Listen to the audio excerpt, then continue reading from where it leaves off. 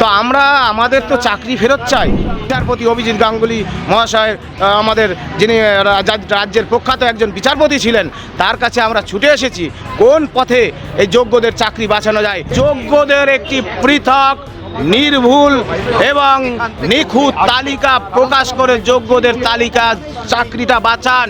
তো গতকাল আমাদের কিছু আলোচনা হয়েছে, আজকের বাকিটা আমরা আলোচনা করব। আপনি যোগ্যদের পক্ষে না অযোগ্যদের পক্ষে? আপনাকে সমস্ত ওএমআরের যে মিরর ইমেজ সেগুলোকে এসএসসির ওয়েবসাইটে আপলোড করতে হবে। যদি এই যে ওএমআর শিট পাবলিশ করতে বলছি, তাহলে তো বাংলার মানুষ জানতে পারবে কে শূন্য পেয়ে চাকরি পেয়েছে।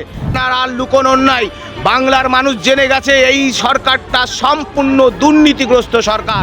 বিচারপতি মাননীয় তিনি যা বলছেন সেই পথে বা আপনি ইগো ছেড়ে যোগ্যদের চাকরি বাঁচান।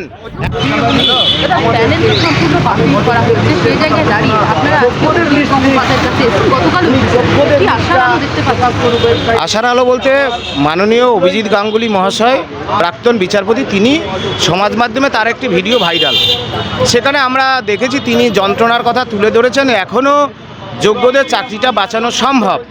তো আমাদের তো চাকরি ফেরত চাই, সেজন্যই তার কাছে এসেছি যে কিভাবে আইনের কোন ধারায় কিভাবে সম্ভব। তো গতকাল আমাদের কিছু আলোচনা হয়েছে, আজকের বাকিটা আমরা আলোচনা করব। কিন্তু বিষয় হচ্ছে অ্যাট দ্য সেম টাইম রাজ্যের মুখ্যমন্ত্রী, যিনি সংবিধানকে শপথ নিয়ে আমাদের দায়িত্ব গ্রহণ করেছেন, তিনি কিন্তু আমাদের আশার আলো দেখাচ্ছেন না। রাজ্যের মুখ্যমন্ত্রীকে আপনাদের মাধ্যমে প্রশ্ন করতে চাই, আপনার ওই স্কুল সার্ভিস কমিশন, শিক্ষা দপ্তর, আপনারা সম্মিলিতভাবে যোগ্যদের একটি পৃথক, নির্ভুল এবং নিখুঁত তালিকা প্রকাশ করে যোগ্যদের তালিকা চাকরিটা বাঁচান। আপনি যোগ্যদের পক্ষে না অযোগ্যদের পক্ষে? আপনাকে সমস্ত ওএমআরের যে মিরর ইমেজ সেগুলোকে এসএসসির ওয়েবসাইটে আপলোড করতে হবে। এই কথাটাই আমরা বলতে চাই, এইগুলো আপলোড করুন, যোগ্যদের চাকরি বাঁচান। যে কোনো মূল্যে যোগ্যদের চাকরি বাঁচাতে হবে। আর সেই কারণেই বিচারপতি অভিজিৎ গাঙ্গুলি মহাশয় আমাদের যিনি রাজ্যের প্রখ্যাত একজন বিচারপতি ছিলেন, তার কাছে আমরা ছুটে এসেছি কোন পথে এই যোগ্যদের চাকরি বাঁচানো যায়। সমস্ত যোগ্যদের প্রতিনিধি হয়ে হিসাবে আমি আপনাদের কাছে এই বক্তব্য রাখছি।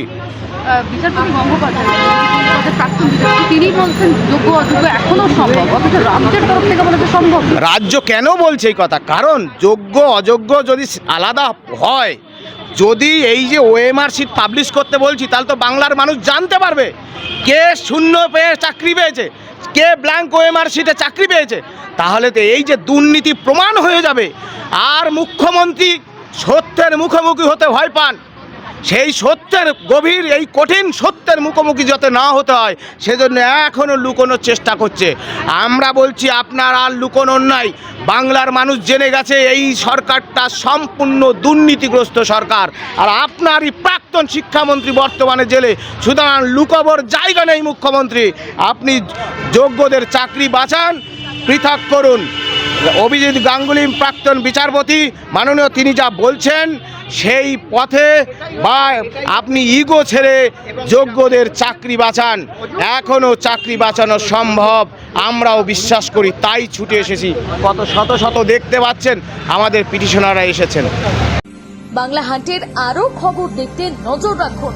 বাংলা খবর মানেই বাংলা হান্ট।